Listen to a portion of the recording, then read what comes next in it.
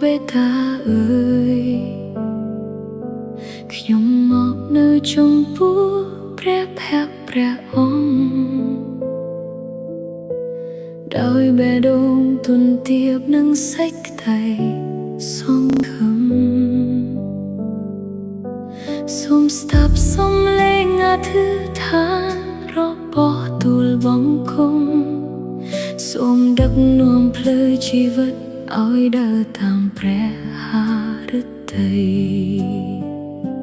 ខ្ញុំលើកដៃអធិដ្ឋានទៅកាន់ព្រះអង្គ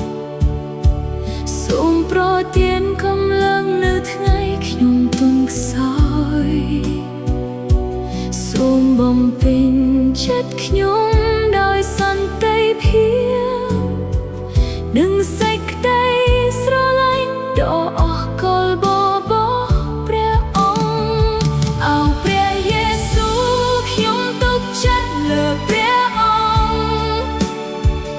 មិនថាជួបភ្លៀងធំប៉ុណ្ណាក៏ដោយព្រះអង្គជាជំរកនិងជាក្តីសង្ឃឹមខ្ញុំនឹងថ្វាយសិរីល្អដល់ព្រះអង្គជានិច្ចពេលខ្ញុំឯកានឹងអស់សង្ឃឹមក្នុងចិត្តព្រះអង្គក៏នៅក្បែរខ្ញុំមិនដែលចាកចេញព្រះគុណដ៏ធំធេង